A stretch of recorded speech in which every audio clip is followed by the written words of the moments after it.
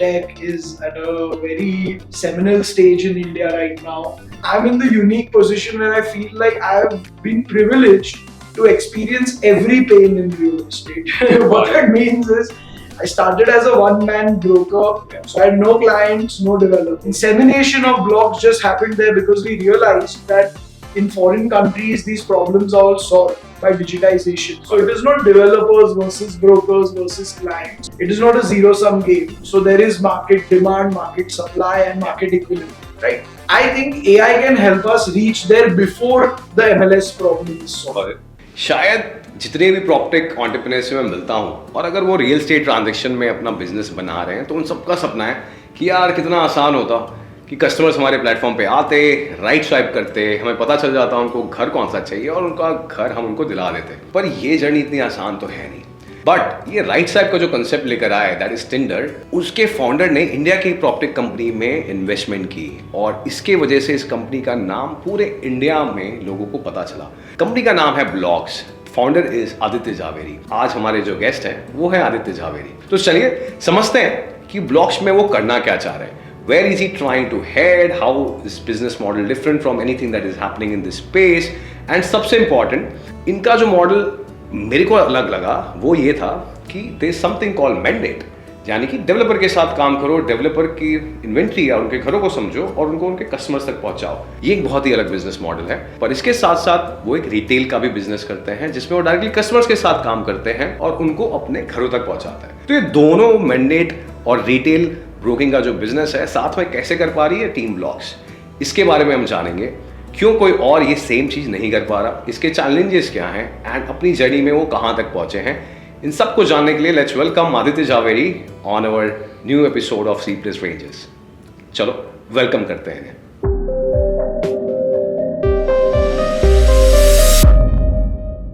Welcome Aditya to the sleepless rangers. I met you a few days back and आपसे मिलने के बाद मुझे काफी सारे क्वेश्चंस थे दिमाग में and that's the reason with the help of reality plus team we managed to reach out to you and I am so glad with such a short notice you managed to give us time and you landed here, and trust me, I'm looking forward to a lot many learnings, many questions that I want to answer for, and I hope our audience gets something amazing out of the content and the engagement that we're going to have today. So welcome at the Sleepless Rangers. Thank you so much, Govind. And I had a fantastic conversation with you a few weeks ago, and likewise, I would love to, increase the scope of our chat and discuss a lot more.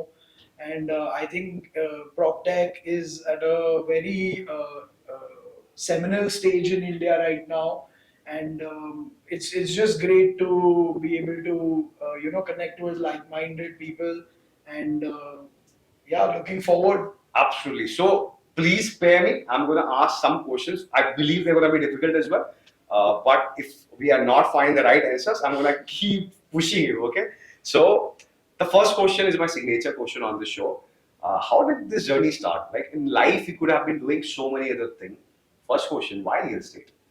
Then second, why blocks? What is the media that you saw in the narrative that you thought that blocks should do? No, that's a very interesting question. I'm actually, I think in the minority of people who did not start from any kind of real estate background when I started my journey, which is 10 years before Blocks. So in around 2010-11, by chance, I happened to broker one deal. Okay. Two friends had just mentioned to me offhand that someone was looking for something, and the other person was, trying to sell that thing. And this is okay. where did you broker the first deal after that? In South Bombay, this was there, and this was when I was back on spring break from college. So I was a student in LSE, in the London School of Economics, and I came back in March, and this was 1.5 years into college, and in South Bombay, it was the first time I brokered a deal, and I kind of realized what kind of potential was there, the scale, the size, how big of a market Bombay was, what the property prices were. And that got me interested. So when I graduated from LSE, I've today, we say one thing in motivational mantras like no pain, no gain. Yeah. but I'm in the unique position where I feel like I've been privileged to experience every pain in real estate.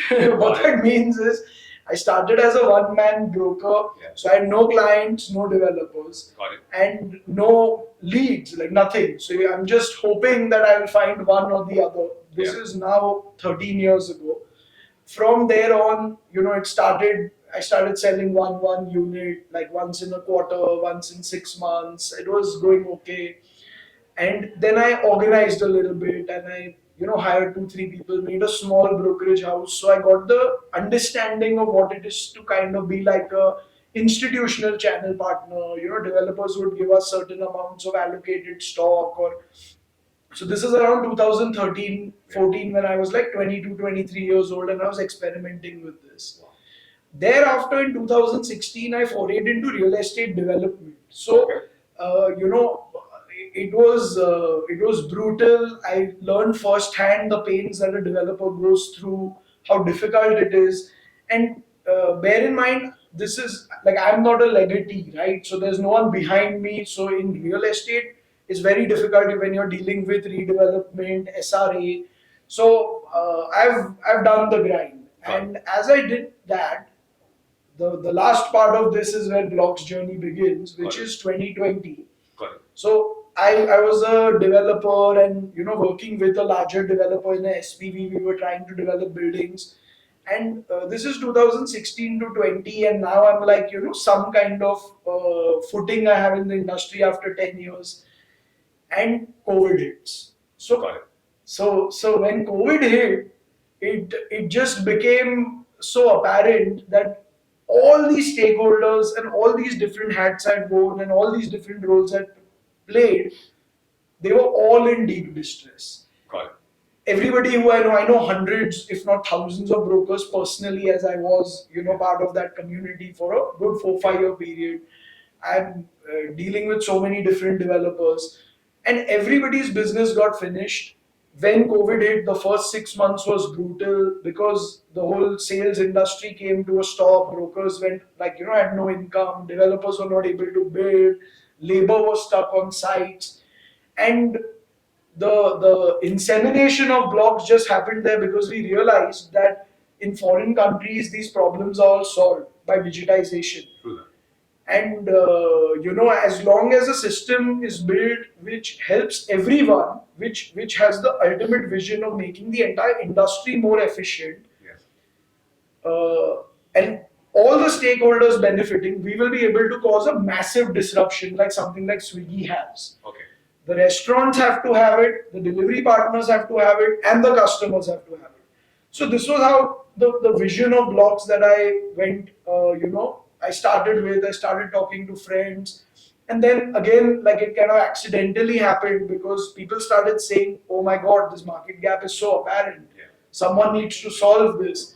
I had my development company, so like people started kind of telling me that why don't you do this, and this needs to be addressed. And then people started saying that if you're willing to do this is an idea I'm willing to back, just when it was an idea with like hardcore money.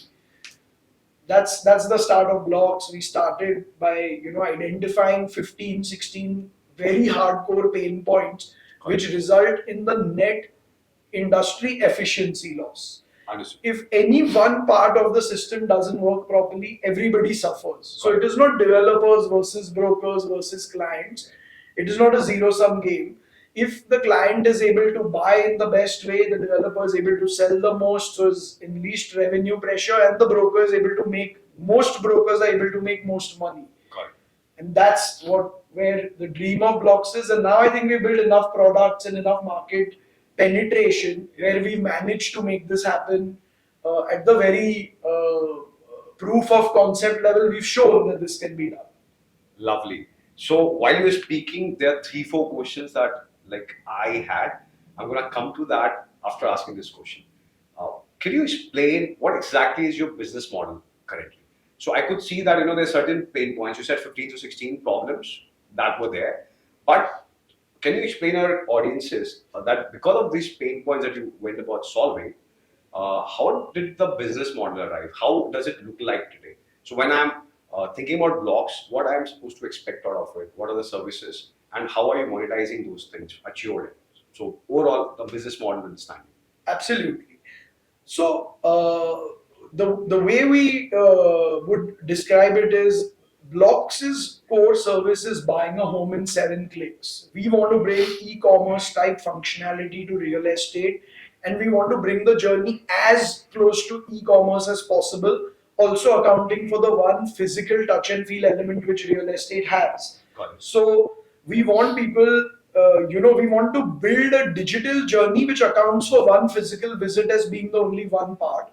But the idea is that is the core product of Blox. So the way Blox is structured is the centerpiece of Blox is Blox Labs, where we develop products, we ideate about products, and we think about how to actually make impact in a certain stakeholders journey. The three stakeholders currently being developers, brokers, and customers. Got it.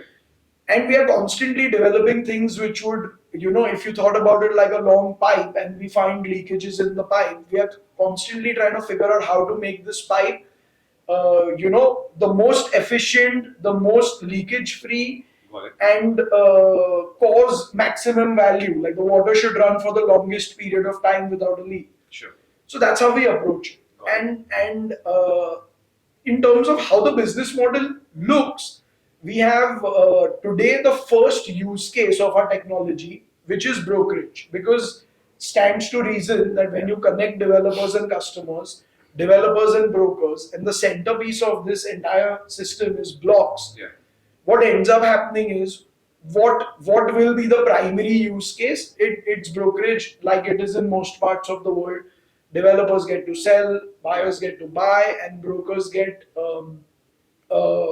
like the connectivity on both sides, plus the technology to manage leads and so on and so forth.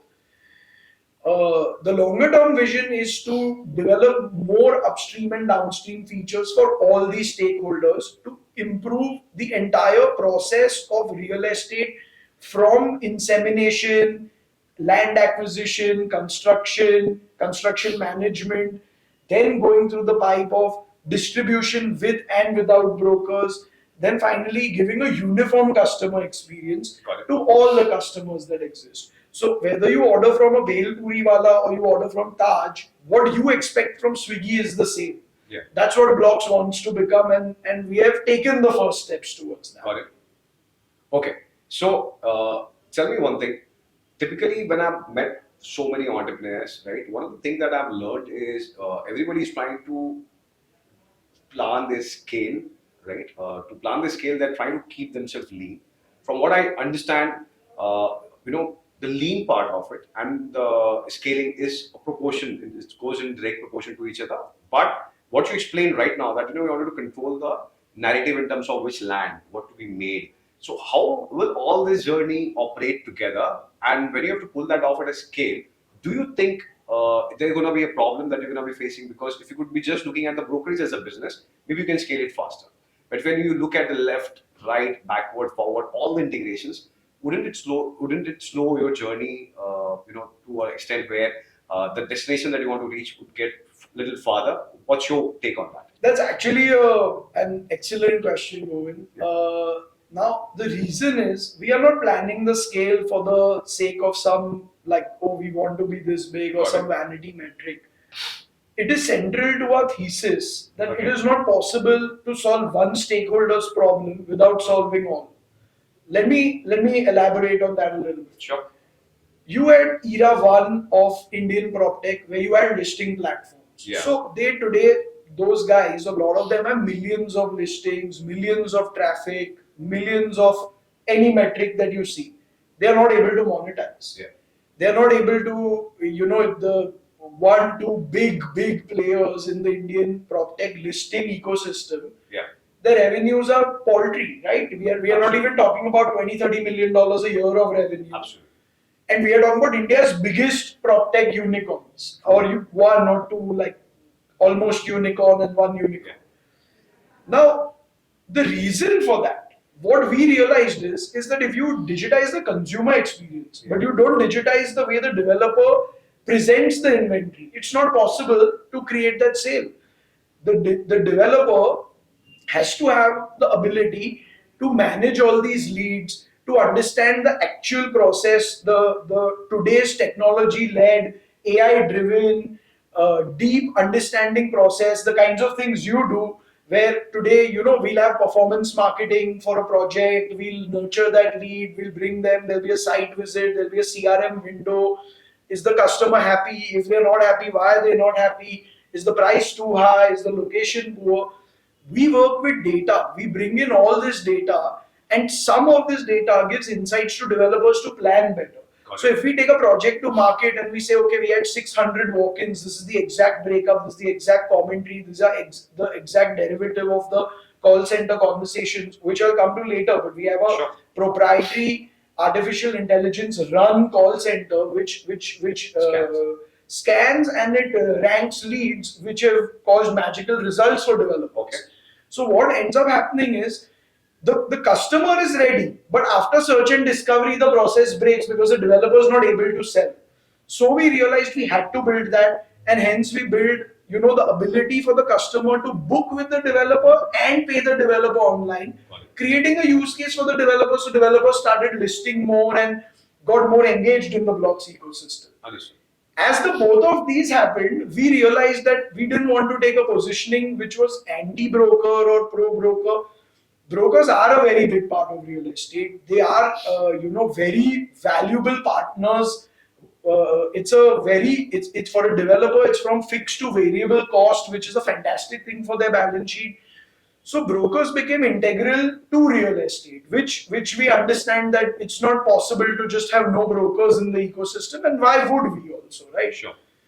That's where the broker integration came in. So we realized that, okay, if we get a Blox exclusive project and we deploy the CRM with the developer, we have an internal RM app where the RM is able to connect with the developer, with the Blox team for payments, for bookings. Over and above that, we integrate the broker as part of the same journey. Sure. We would actually be able to sell. So that was the holy grail, that how we cracked the ability to create a transaction-ready marketplace in India, of which we are the first. Nobody is able to sell, book, pay online. Got it. And coming back to your question, the only way we've realized that it's possible to do is by taking everyone along. Got it. Understood. Fair. So now I'm going to ask you a little controversial question, right? Which is typically Anarock has been the only company where we have seen that they're into the mandate space and they're into the retail space also, right? So mandate and retail guys who are watching the videos, mandate space वो है जहाँ पे एक real estate company अपनी खुद की sales और marketing team रखने के बजाय एक professional team को hire करती है to lower their cost, and also इसके अंदर जो payouts होते हैं वो ऐसे होते हैं कि वो success पे ही depend करते हैं कि अगर आपने इतने sell किए तो उन company को उतना ही ज़्यादा पैसा मिलेगा. And ये जो mandate companies हैं वो आजकल बहुत ज़्यादा trend में है. Reason is कि they come as a professional, they control the marketing, they control the communication, they control almost every channel that leads to the sales. Retail हमने आपको पहले भी एपिसोड से बताया वो टिपिकल हमारे ब्रोकरेज मॉडल्स हैं. जब भी आप घर खरीदने जाते हो आपको ब्रोकर्स की सपोर्ट लगती है, एंड जब भी आपके साथ ब्रोकर्स आते हैं वो ट्रांजेक्शन करने के लिए, वो हमारी रिटेल जर्नी होती है. Typically mandate and retail journey together is not been a very common phenomenon. So after Anarock, you're the only one, I believe, who has been doing both very actively.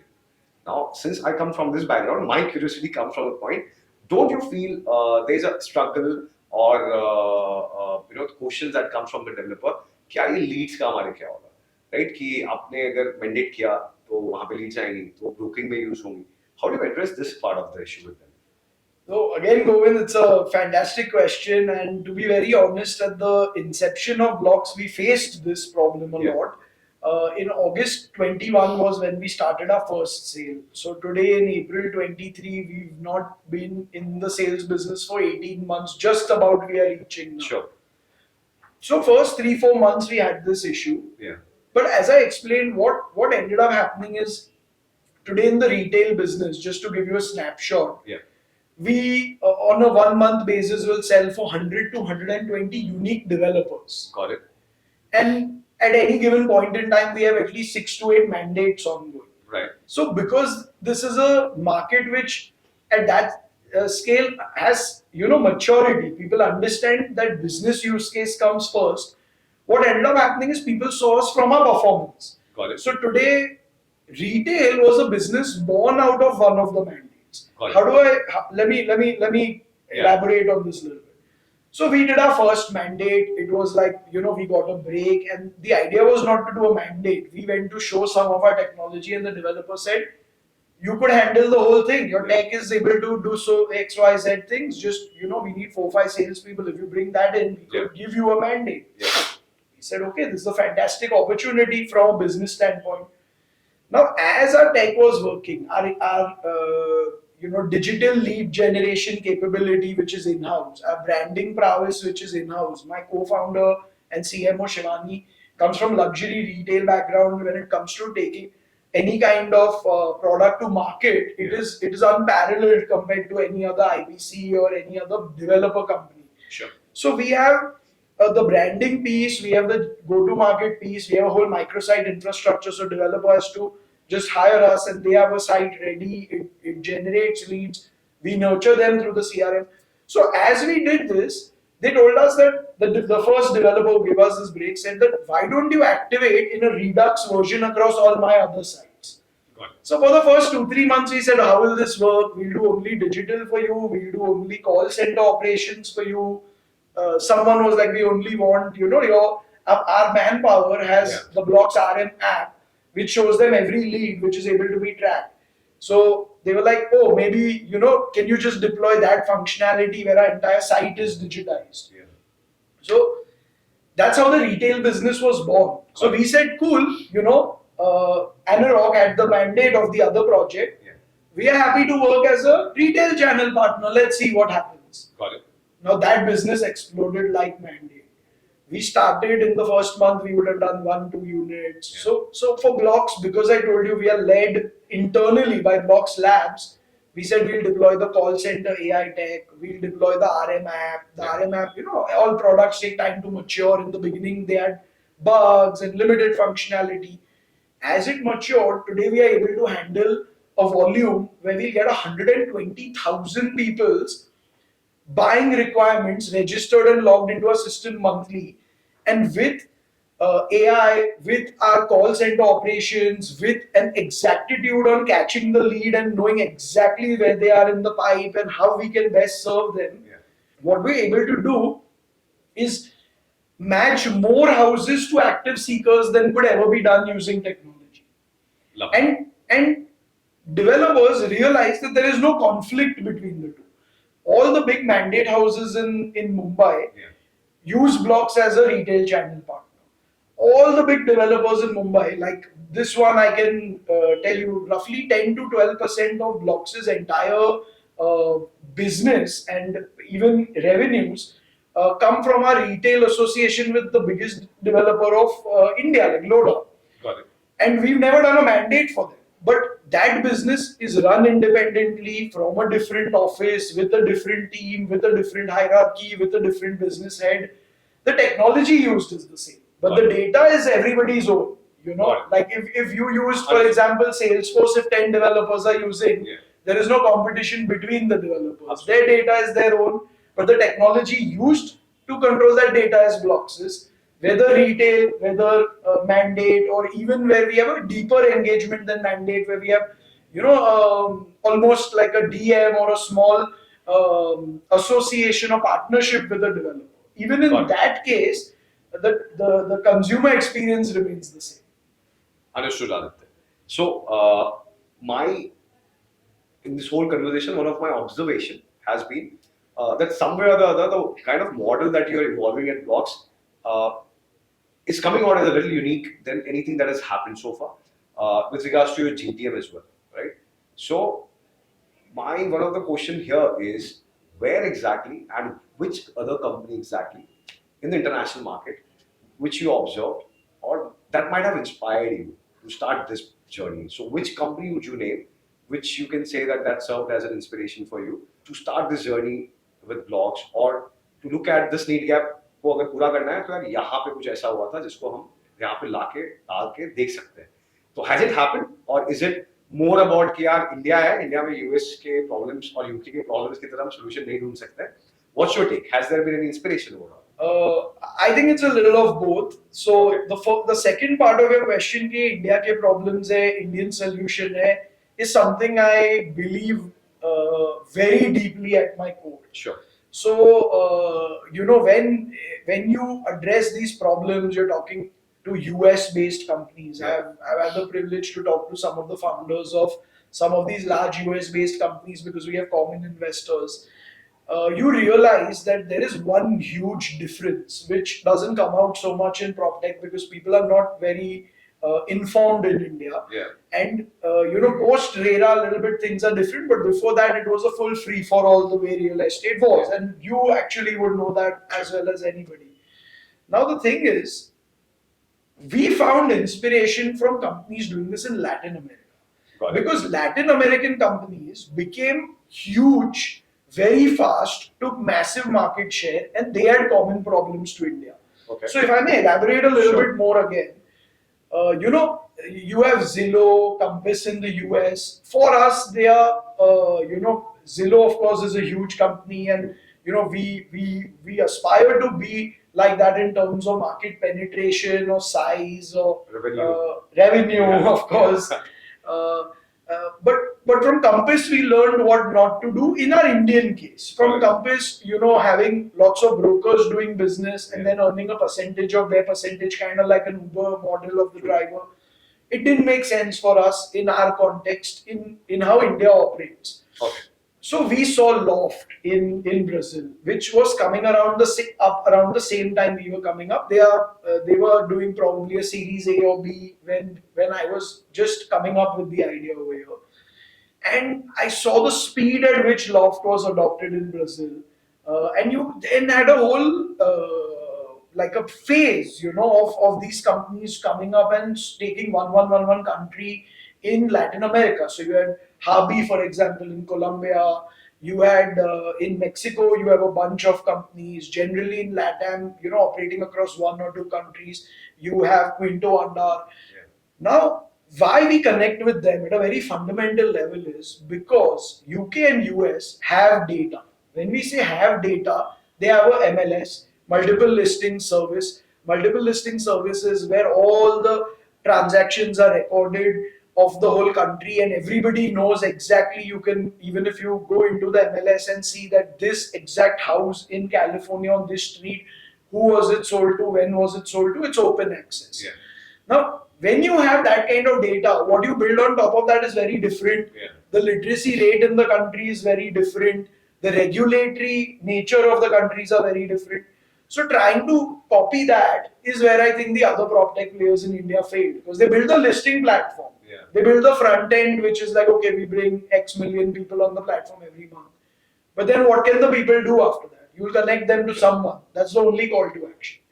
When you go to the LATAM companies, you realize that you're starting out at a very inferior place data-wise, and therefore the problem begins with how do I solve this without data?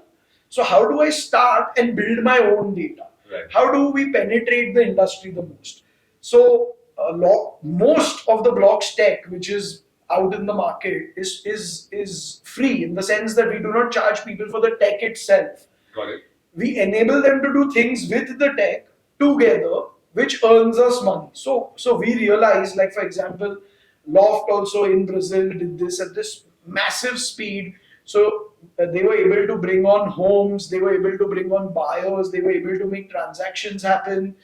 And we have some inspiration from there, but we are very clear about the fact that India's problems are India's problems. India's solutions are amazing. Yeah. But if you try to, build for a Singapore-based economy or a US-based economy an Indian solution, it wouldn't work. And I think that understanding is one of Blox's great strengths in why we've been able to scale so big, so fast, where, we're the only other player, in your words, apart from Analog, who's even in these two businesses at one time. So to all our audiences, Aditya ने बात की MLS की. So MLS क्या है? I believe जब ये बात उठी है तो I would love you guys to know. So multi-listing services ये यूएस जैसी कंट्री, यूके जैसी कंट्री में बहुत इंपॉर्टेंट फिनोमेना है जिसके अंदर सारा डेटा, क्या ट्रांजेक्शन हुआ, कितने प्राइस पे हुआ, किसने किया, एंड ऑल्सो कि अगर आप अपना घर रेंट पे डालने जा रहे हो या उसको सेल कर रहे हो तो there is a consolidated listing जो पूरे नेशनल लेवल पे, सिटी लेवल पे बनती है, जिसके ऊपर से कोई भी ये देख सकता है कि यार ये घर किसके थ्रू मुझे खरीदने के लिए मिल सकता है, which is the broker that I have to engage with. इसके वजह से वहां की जो यूएस और यूके की जो पूरी की पूरी प्रॉपर्टी इंडस्ट्री है बहुत ही फास्ट ग्रो कर पाई है, बट इंडिया में this MLS as a service is not really sorted. So my question coming back to you, Aditya, very briefly, do you think you guys are going to solve this problem of MLS? And if you guys are not going to solve this, who do you think is on to and can solve it fastest? You may have to name a competitor maybe, but just go for it. So, Govind, the truth is that would be the ultimate dream to solve the MLS problem. Yeah. If we could become the marketplace and the marketplace had verifiable data that this apartment sold at this price, so and people knew that this is real, it's true, and it's backed by some amount of verification and truth. That would be the ultimate dream, and we believe we would have done a great service to India if we were able to create an entire MLS. But to titillate, a little bit more, I think what has happened is that now we are in the era of hardcore AI and what AI can do and what generative AI, conversational AI, what can happen is it can alter the knowledge gap between the US and India. So what can happen is that we may skip the stage of an MLS, and an MLS may just become incidental because AI takes over a lot of parts of data recording, if you know what I mean. Got it. So I've actually described this as in two different ways. If you go into classical economic theory, you have Adam Smith's invisible hand, which works to correct markets. So Adam Smith's invisible hand will ensure that any market gap in the long term reaches equilibrium. So there is market demand, market supply, and market equilibrium, right? I think AI can help us reach there before the MLS problem is solved. So as long as we are able to, like as Blocks today, we are doing a couple of thousand transactions this year. When we do these many transactions and we have 3-4 different input nodes, we are able to track the lead, as I mentioned, from when they book, what their behavior is, when they speak to our call center. We know. So just to give you one behind the scenes, very something no one's ever from Blocks discussed outside. We've built technology which is voice intonation based AI. At some point you will see this in the market, but today it's all internal. We only use this for our own business. We've given demos to our real estate developer clients, and of course they've fallen off their chairs. What this does is language agnostic. So our customer is speaking suddenly from English to Hindi, Hindi to Marathi, Marathi to Gujarati. It only tracks the intonation of the voice and captures intent, which it allows us over thousands and thousands of calls to be able to tell us how much intent is really there. At present, as on last week, the system had 86% efficacy. So if a lead says that we will visit the site, they will visit the site. If the lead says we will not visit the site, they will not visit the site at a very granular level. We even have outside examples where, it's funny, it's an AI-based insight we got. Every time customers visited site A and B, one after the other, they closed at site B. Now, we got this insight. So our RMs, because the system is automated by AI, will be chronologically, no one's making this active decision. But because the AI is doing this, we've come to realize that we get these kinds of insights also. So these kinds of products, I believe, will change the face of India, because what will happen is inbound and outbound calling, which becomes the step after internet search and discovery. If you are able to track with 86% efficiency to closure, clients get more dependency on sales. We deploy the technology. The call that has happened between the call center and the client, the exact information or the exact insight goes to the developer, broker, and blocks. So everybody is working in tandem. the client's price will go a little bit lower, the developer's realization will become a little bit faster. It's a win for all kind of system that we want to build. And I think AI will be able to bring that marketplace equilibrium before we actually build the MLS system, because it will just automate actions which cause that equilibrium. It will just tell a developer, you price it a little bit lower, your velocity will increase 20%. Or that's the dream. Lovely. You explained it pretty well, Aditya. I believe we've got a great amount of clarity, and the technologies that you explain, what you're working upon, I am really looking forward to see, because I remember during pandemic, we did come across solving this challenge, right? But the way you leverage it for your benefit, I believe that is a better solution than what we could have done. Eventually, we didn't execute it because we felt that we are in the business of selling to developers are not going to pay. Right? You are in the transaction business, so you can leverage it better. I came to the same conclusion, by the way. So yeah. So because since we realized that every call recording there's an extra cost of 2 rupees, 3 rupees, something that was going. I vaguely remember it was 2 years back, but it is definitely the future, and we are looking forward to that kind of a possibility with AI. And I believe there will be a time where a lot more would happen. It is in the pre-sale space, right? Where the customer has just inquired and how they are first getting greeted. So now let me ask you other question, which just came in my mind. So retail में जो future में अच्छा करेगा वो बंदे हैं जो technology को leverage कर रहे हैं, right? So I can definitely see that you're leveraging technology as much as you can. We've had Tanush from Square, Ashish came from Hostfire. I could see there's a great amount of intent in all of you. That how do we make ourselves different? What is the next thing that we do in technology? So that's retail part of the business. On the mandate side, though, our team works with Xanadu, a Guardian. So in a summary, if I have to say, Xanadu is amazing when it comes to creating stories, marketing, and positioning. Guardian, we have literally seen that they are very, very amazing when it comes to the on-site executions, planning, sourcing the brokers.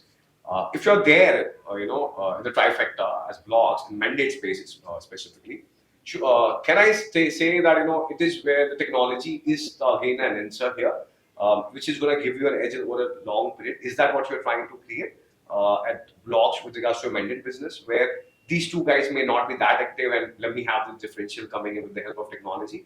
Analog, though, of course, is one where they're leveraging a lot many things, and I believe in this whole, they have a certain edge. But when I talk about these three, is that was a positioning that you're looking at currently, or you want to, in the mandate side, you have something more as a narrative to give to your clients?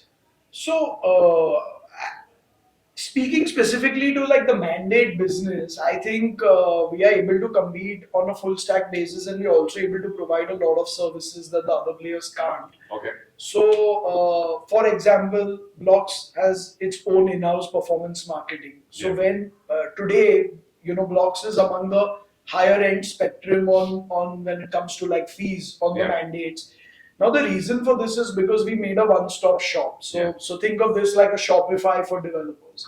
When a developer comes to us, they say, okay, we have 100,000 square foot launch, but we have a 7-8% team. But for 50 years, we've been building real estate. We know how to build buildings and take a product from land to flats. But we don't know all this modern sales and marketing.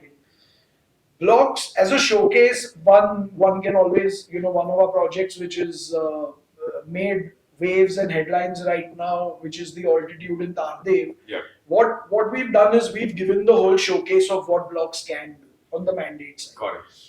So we use a lot of 3D visualization technology. We use a lot of drone tech. We use we've created some AR features where you can visualize different, like a sofa in that segment of a house kind of stuff. We've created an entire digital twin of the building on gaming tech. So like a game, you can experience the entire building, every amenity, every square inch of what's going to come up. Right. So we firstly, this is incomparable to the other two people you mentioned in the industry. Over and above that, we compete with them very heavily when it comes to quality of salespeople at some level, like financial prowess, our branding prowess, GTM ability, the pre-launch phase of a project, like taking it into a passcode and then rebranding it into a launch product. Yeah. We've done this for 15 developers last year in Mumbai or at projects of scale. And one thing that these players do not do and are not capable of doing in the short run is collection management. So we help our developers. Literally, the CRM journey doesn't end till 100% of the money is towards the flat paid. The whole post sales part. BLOX customers, BLOX developers get their reconciliation monthly from BLOX. BLOX collects the money on behalf of the developer from the customer and pays them. We have 80 customers, 100 customers, 200 customers, and in a digitized manner. So the developer just sees a dashboard and they know everything. This is why we've been able to scale. We have more than 4,500 crores of mandate inventory, which is launching in this quarter. I'm not talking about this year. I'm saying by. And this is spread across how many projects? So we have, I think, at peak it will be 9 projects. Okay. Because some of them means they launch on different dates and stuff. So we have 5 ongoing, which will continue, and I think we'll have probably another 6 or 7 launches in this quarter, and 3 of the projects we started towards the beginning of April will revamp. But some of them are big. Like some of the projects, I don't want to mention names before the launch, because it will take away from it. But some of them, like we have a 5 lakh square feet project in Kandivali. Which we are launching. We have about 2.5-3 lakh square feet carpet area project in Jogeshwari. So we are present in every geography. We have in every single micro market of Mumbai, we have an office. So we get localized, prowess in that market. The best sellers of the market we hire, and they're all technologized. Got it. So they're sitting, they're getting lead after lead on an RM app, or when it comes to mandate, they're sitting and saying, okay, these customers are coming at this time through this CP. So they need to work less and they're able to earn more. Understood. So Aditya, my next question to you is about the whole ecosystem that is shaping up into the transaction space. And a lot of guests who have come into the transaction space have asked this question to them. So there is, on one side, I have interacted with Squaria's Tanuj, and I realized that he's doing a great backward-forward integration for himself, right? Then there is an analog. There is an ecosystem getting made where they are deep in tech, they are doing retail as well, they are having all the backward and forward getting sorted. There were 1 or 2 more ecosystems that were shaping up, but they've not shaped up too well, so I'm not going to talk about it. My question to you is, where do you see yourself fitting in? Are you looking at a synergy where ये ecosystem बड़ा बन रहा है, हम वहाँ पे कहीं fit हो जाएंगे? Or you will create your own ecosystem which is going to be sitting in parallel with what Square and Anurag are doing? So definitely the latter, definitely our own ecosystem. We don't view ourselves as being part of any other ecosystem, but we definitely view others as being part of our ecosystem. Right. So, if I had to give you a sense of the scale, size of the vision that we have, it would be, there would be no other way to put it than saying like an Amazon of real estate. So we want to help solve the pain points which start from the beginning to the end of a real estate transaction, which also embodies the real estate value chain. Yeah. And we want to do this primarily with technology to fast track the fact that India is already lagging so much behind the world. Yeah. So, one of the big things as part of this ecosystem is the fact that you need, as we discussed earlier, a multi-stakeholder participation. I don't think anybody has been able to create a many-to-many model in real estate. So even the companies that you mentioned, one of them does mandates at scale, one of them does retail at scale.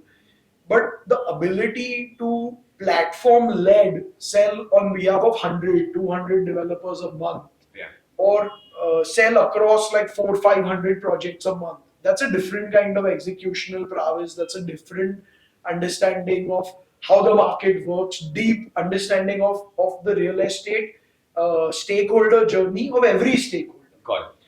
So, as we build our own ecosystem, I fundamentally view it resting on three pillars. Yeah. So, of course, before the three pillars, you have the front end, which is the best UI, UX, CX that we could create, that we can think of, and to the best of our abilities, even based on seeing how other global companies solve problems. We are trying to create the ultimate consumer experience. That is our raison d'etre, that Blox wants to build the world's best consumer journey for real estate home buyers in India.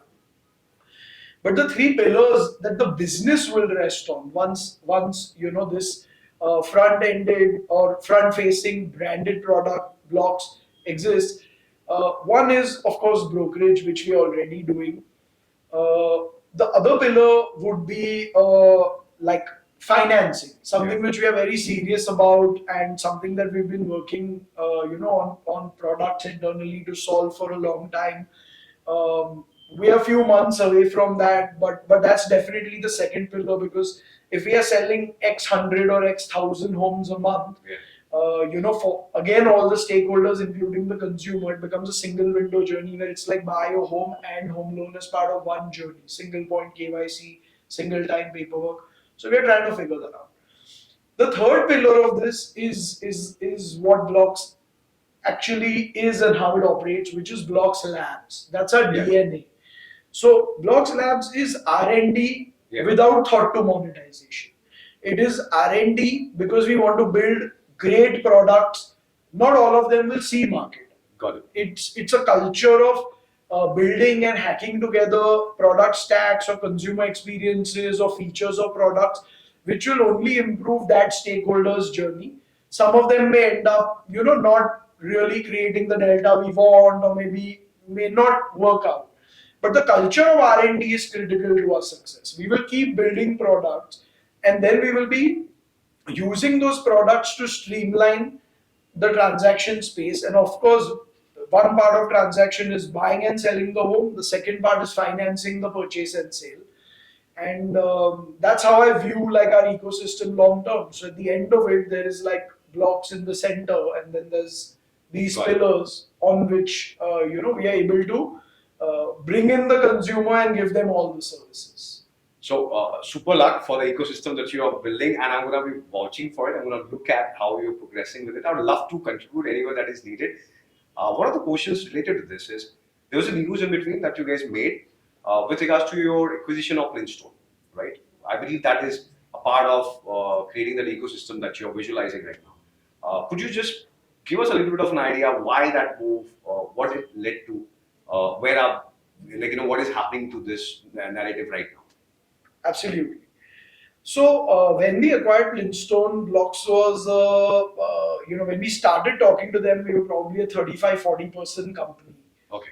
At that time, Flintstone was about, say, 65 people, give or take. Got it. Blocks' senior management, was just about getting built out.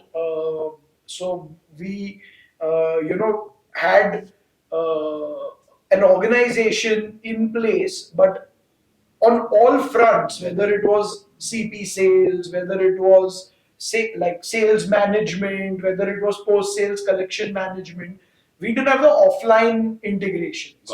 So we had all the tech. It made sense for us to acquire Flintstone because it gave us the instant ability to service mandates using our tech. So it became tech plus people. And Flintstone also came in with a lot of business. Yeah. So they came in with I don't remember exactly, but it's probably in the range of around 1,500 crores of mandates that they already had signed. Which some of them were already being executed. They were ongoing. Yeah. And then we came in with Blox's technology and financial prowess, and some of those customers we've done a second or a third or a fourth mandate with today because they just had such a good experience. What that led to was that we are looking at many more acquisitions like that. Because what we've realized is that regional micro markets where people, like say you have a Vasai Virar market or you have a Thane market, if you have a IPC which is operational there, which is deeply trained in that micro market, which understands the competitive landscape, it becomes a great accentuant to the tech. So the tech brings in the customer, gives them the great journey. But when they actually do go and visit, if a person is able to truly handhold them to the next step, is able to negotiate on their behalf and close, is able to like communicate with the developer in the industry standards required. You know how mandate companies interact with developers or brokers.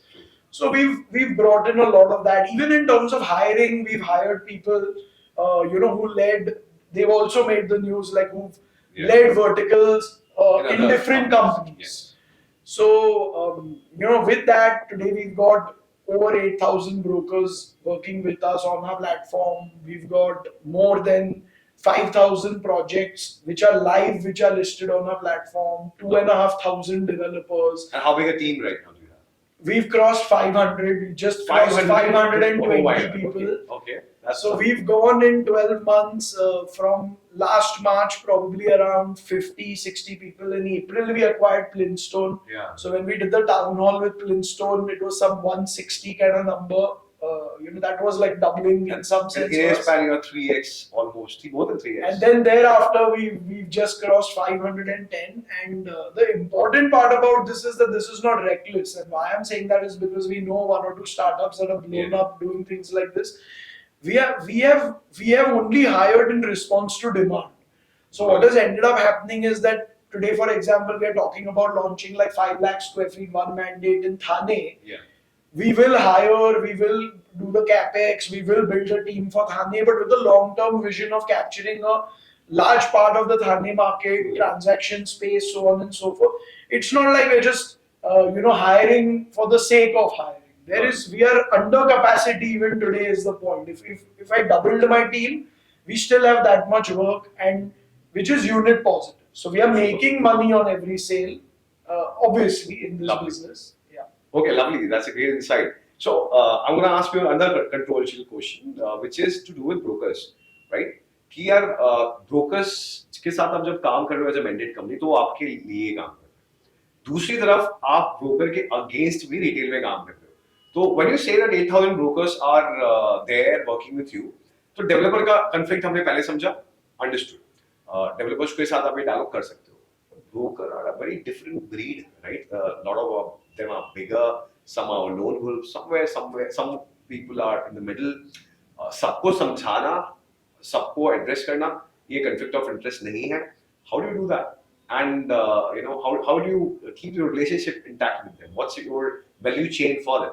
I think we're the only people, thank you, we're the only people who managed to do that because, to put it very simply, it's very high ethical standards. Like everybody has seen our conduct over these 18 months, right? So brokers have never had one time an issue that our lead got stolen or X happened or Y happened. The second part of it is, as you mentioned, one of Blox's investors is Kunal Shah, and he has this whole theory about Delta 4 and the level of delta you're creating.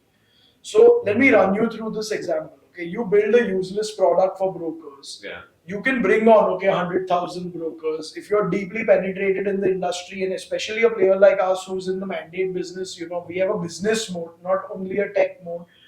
We may onboard all the brokers. The brokers may even do something. But there are two problems. One is why will the broker be retained? What continuous benefit or advantage does the broker get? And secondly, you can say that I will artificially inflate a broker's income for some period of time to just keep getting brokers.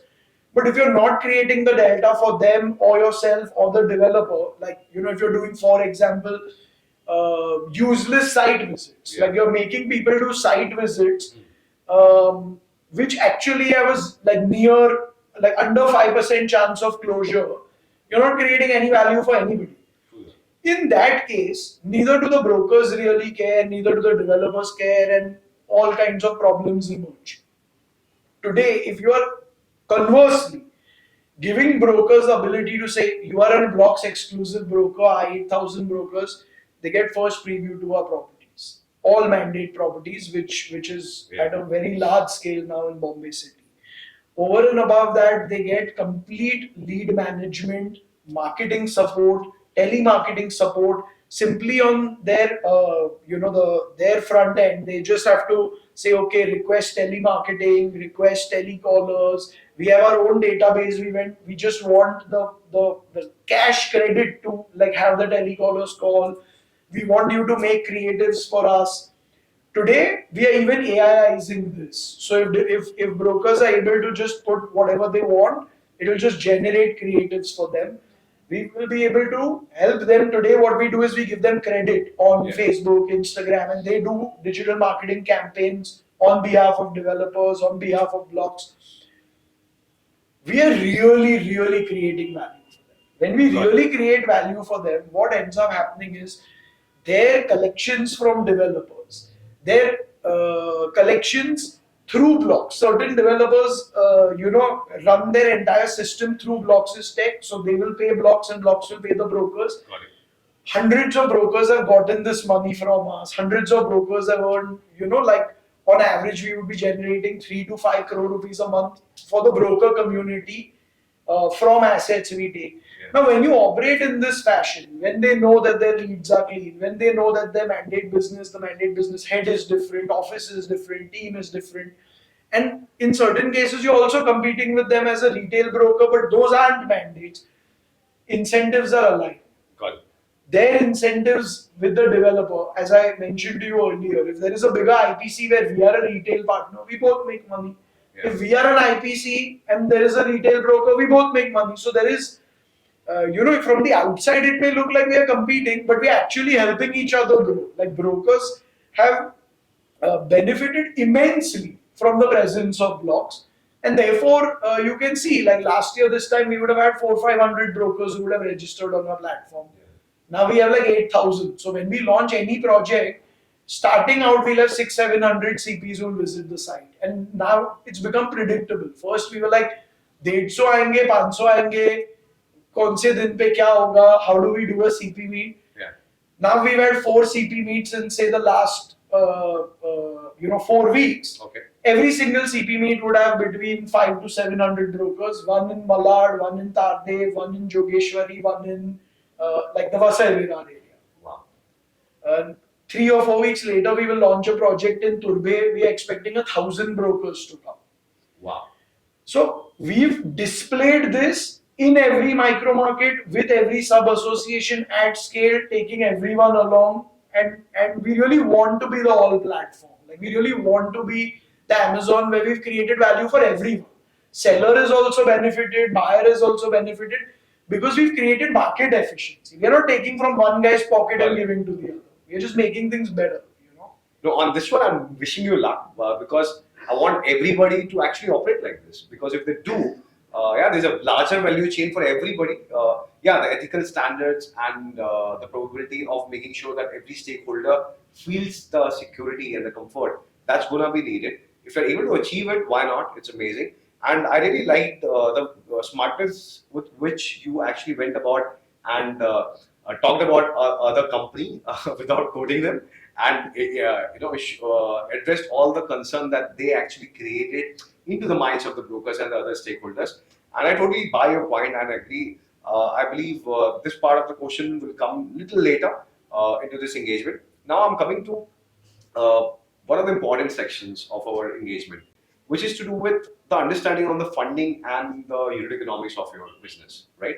So could you take us through the journey that you've had into the when you went about raising money for your company? Typically in real estate space in PropTech, you've literally seen the struggle is a lot harder. Last when I interacted with you, it looked like for you it was a cake, right? It was a cakewalk. Was it really that way? Why it was if it was a cakewalk? And could you just elaborate who are the people who are there on your cap table? Sure. So there are 2 parts to the question. One is on the unit economics, yes. One is on the funding. So I'll do them one by one. Sure. As far as our unit economics are concerned, I'm very proud of the fact that for the last 10 months running, we are contribution margin 3 positive. So at our contribution margin 1, just to explain how contribution margin works, the directly allocable costs of the sale or what in goods you would call your COGS margin. Yeah. we are in the range of 40 to 50%, which is gross profit. Got it. And thereafter, performance marketing or directly, like indirectly allocable costs which come like onto the project. After that also we are like about say 20-25% positive. And CM3, which would include like any other cost over and above that, like costs of administration and stuff like that related to our sales. We are even positive percentage over there. Got it. So basically, very simply, the more units we sell, the more money we make in terms of free cash flow, and therefore at scale, maybe at 2x the scale that we are now, which we should probably hit in the next 6 months, we could even choose to become EBITDA positive, with the one big difference being corporate branding and marketing. So with technology and with corporate branding marketing, we could hit EBITDA break even in 6 months if we wanted to. But yeah, if we decide to do some very large corporate branding campaign, then that straight would hit the bottom line. But that would still not impact our excellent unit economics. So we've proven that you can do this business sustainably, growably. 10 months you can have in a row, not 1 month where on a unit basis you're losing money. Understood. So that's the first part. Yeah. Coming to the funding, as I mentioned to you, the business is derivative from the actual technology penetration idea. Yeah. See, residential real estate is the largest asset class in the world. Yeah. It is the most undisrupted by technology asset class in the world.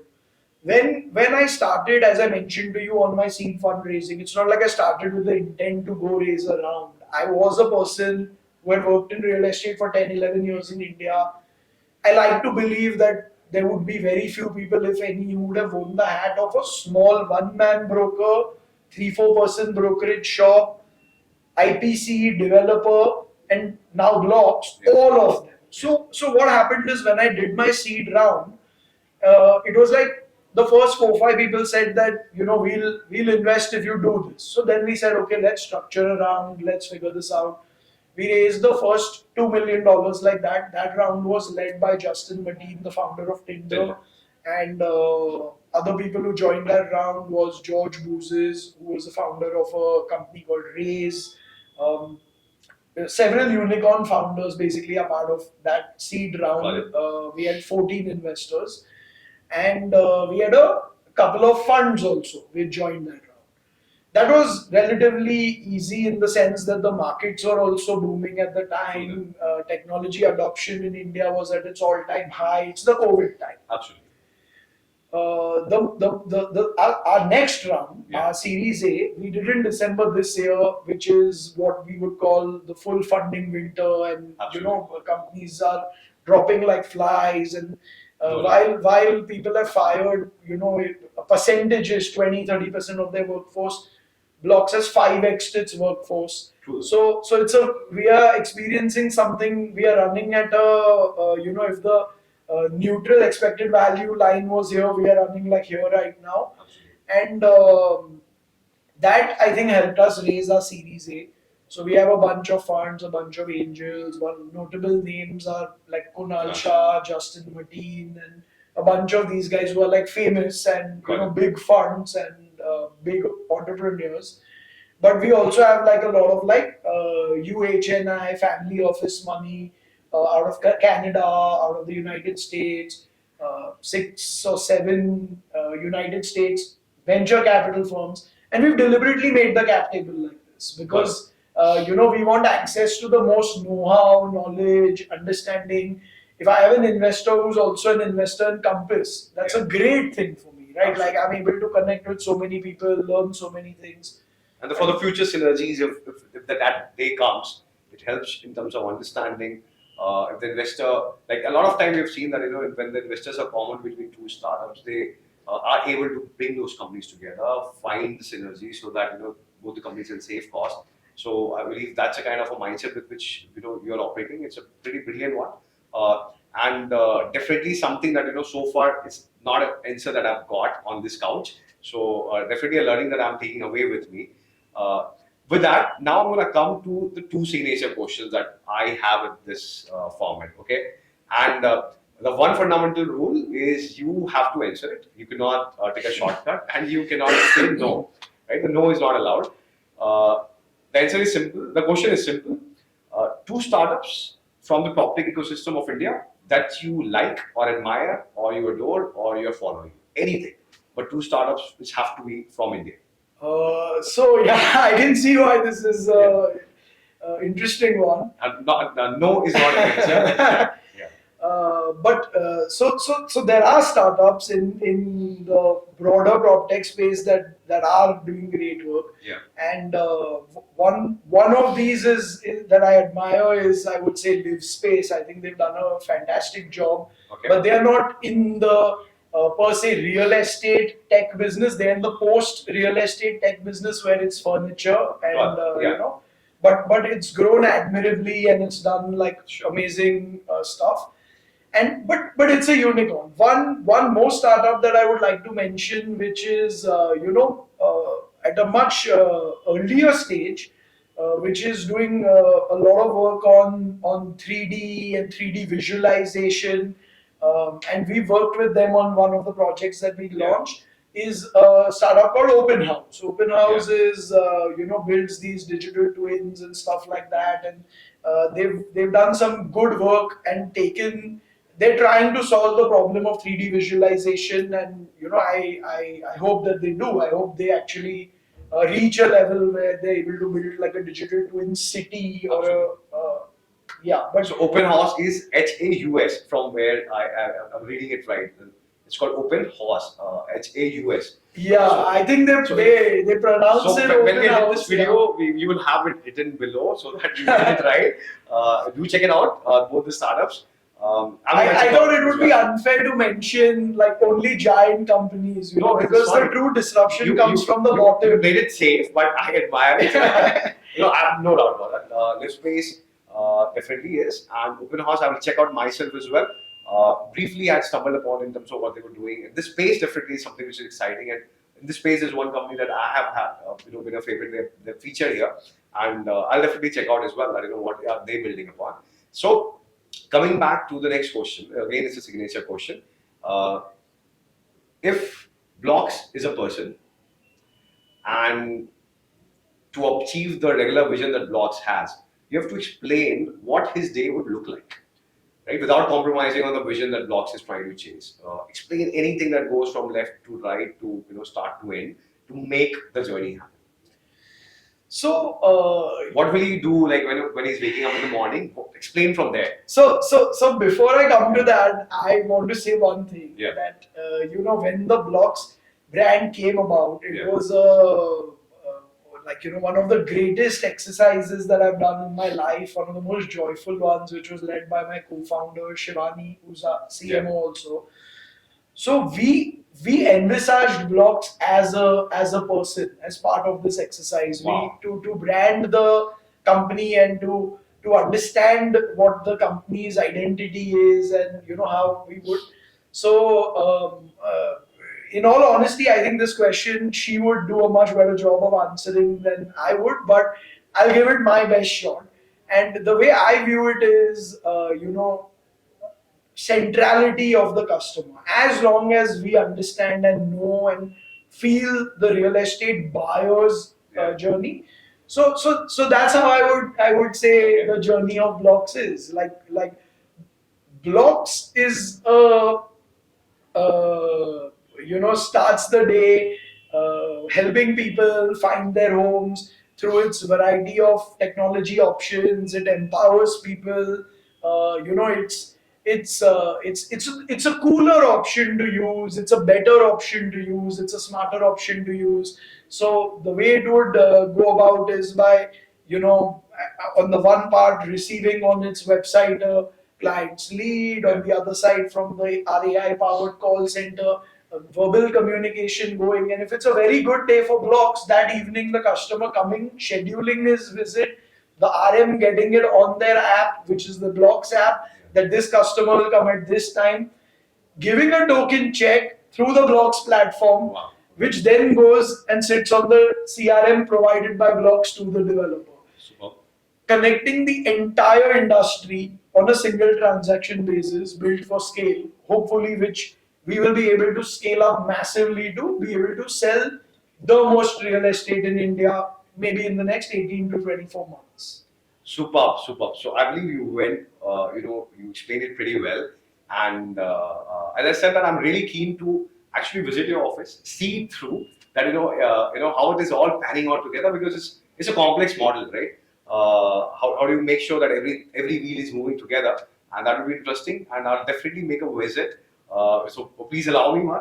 Once whenever that I come, I would want to take a tour along with you. Of course, and we would be more than happy to have you over at our office, and more than that, we would love to show off the tech we've built. Absolutely, because a lot of it is only it's not visible to the consumer. Absolutely. A lot of it is internal, but when we do demos, it's so meaningful when someone is like, "Oh my God, I can't believe this!" Sure. And if we had that reaction from you, it would mean a lot. Rest assured, I'm looking forward to it. And today is a special day, because our presenters of the show, Reality Plus, we have Tripti and Sapna in. And there are two questions I believe Sapna has for you. And with this, my part of this episode is here. We are trying something new, where Sapna would be ending the show with her two questions and the closing note. So it was lovely having you here. Now over to Sapna. I'll catch up with you again. Thank you, absolute pleasure, Govind, and sure. As always, love having this with you. The second time we've done it, and I'm sure there'll be. And I've learned a lot, and I believe there are few perceptions that typically we make positive, but there could be something that we are not too sure. But I believe I've got a great amount of clarity, and glad that we did. And I'm very happy about one thing, that I believe you are not mincing your words. You're not trying to be diplomatic. Typically, a lot of people who come to this couch, they try to be diplomatic. That was not a streak that I saw in you, and I really adore it. And keep it the same way. Rest, I will talk later after the shoot gets over. Now over to Sapna. So, Aditya, fantastic conversation we just heard with Govind. And, we heard you were talking about brokers, the retail model, the mandate model, the broker integration. So for our readers, one question that I would like to put you is, what are your views on broker aggregator model as of now? Thank you, Sapna, for that, and it has been a great conversation thus far. So I do fundamentally, there's no problem with the broker aggregator model. It's in fact a very good model, and brokers working, in some sense together, and there are a lot of things that make sense to aggregate brokers and provide them and help connect them into the real estate ecosystem. But of course, that has to be backed by real value creation.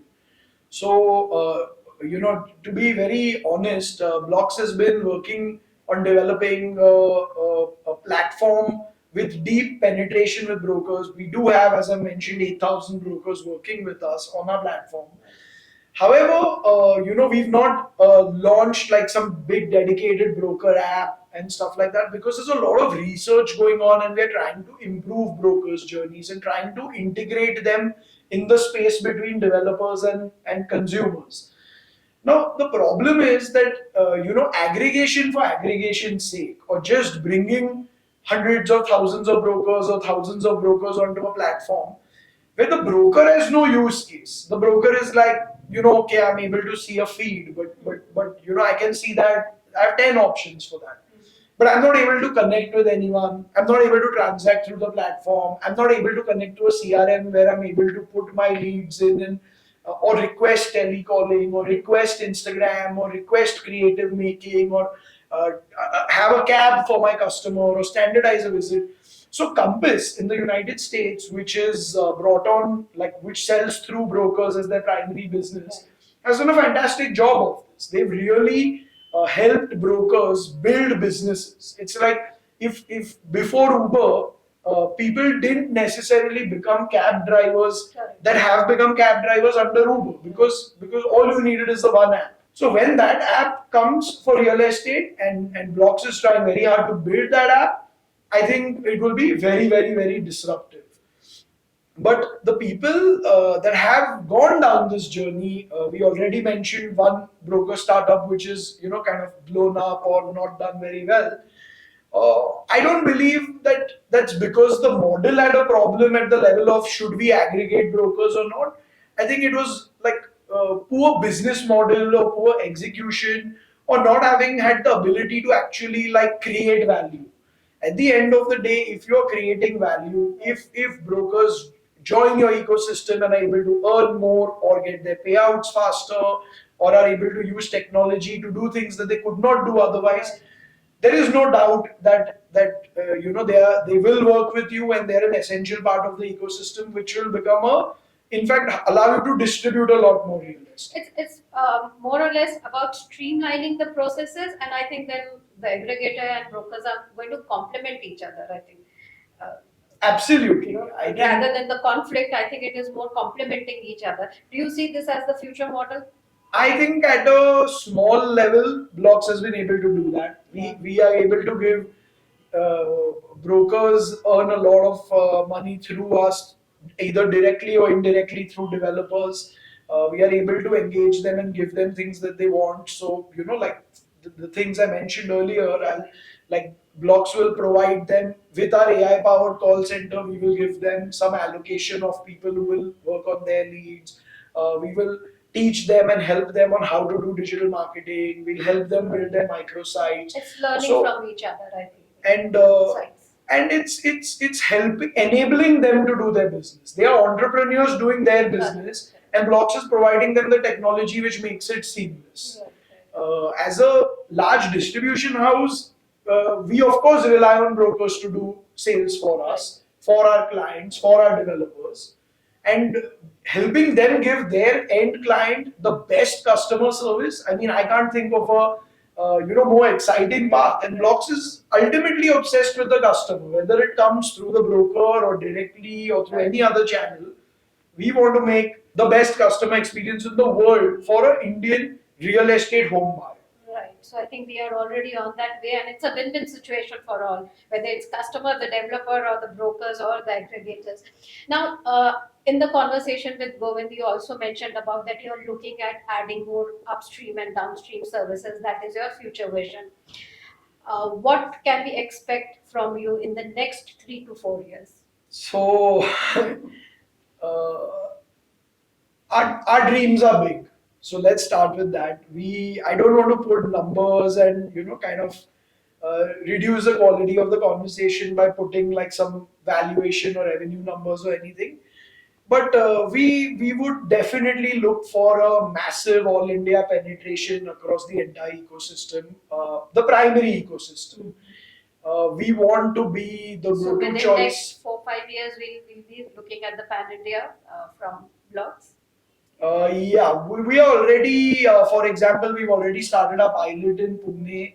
Probably in the next 12 months, we will be looking at also expanding to Bangalore. So, probably a shorter time frame than 4 5 years. Probably 24 months, we should be in, 3 4 more cities. So that's one part. But apart from that, we want to build the transaction. When I say build the transaction, I mean from a person doing search and discovery till the point that they move into their house and everything that goes with it, like financing the home, interiors of the home, moving into the home, creating a smart home, thereafter property managing the entire property where the home is. And if you break all this down, it will become either a developer stakeholder, broker stakeholder, or a customer stakeholder. One of the three, or two of the three, or all three of the three are going to connect.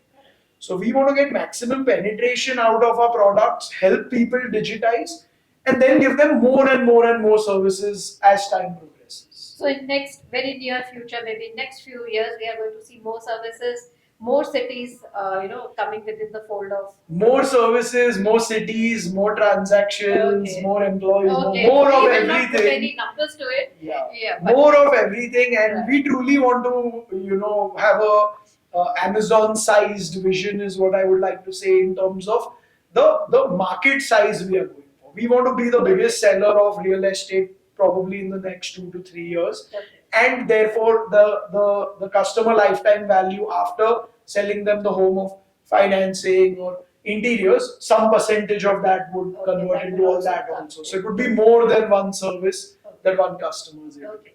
What is the final destination? Oh, I mean, So what's the final destination for Blox? see, Steve Jobs said that, like a great bottle of wine or any great relationship, it only gets better with time.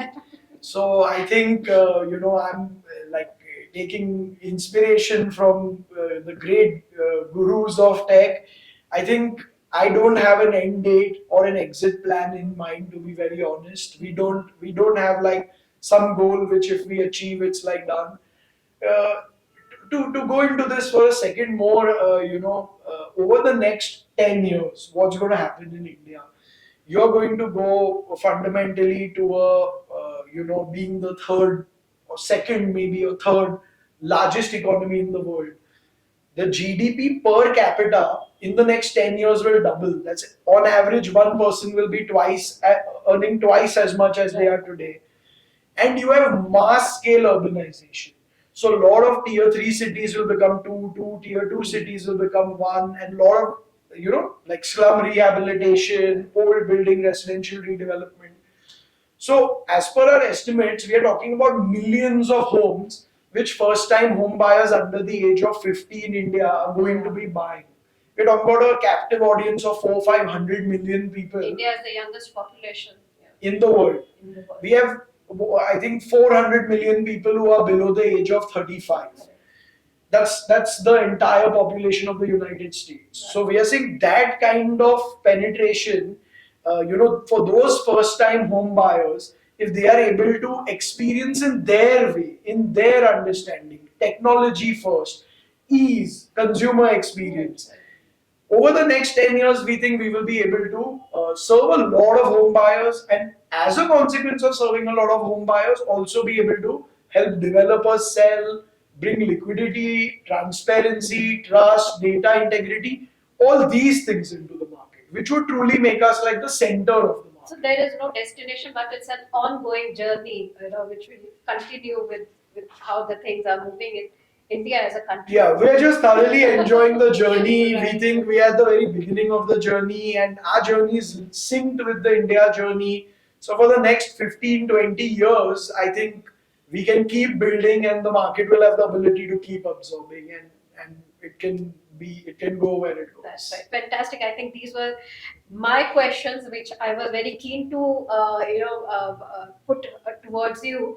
But this was a fantastic. I think we had a very informative, very interesting conversation about how Blox is changing the entire ecosystem of real estate in India. So, for everyone, this was Aditya Jhaveri, founder and CEO of BLOX, who was here with us at Sleepless Rangers.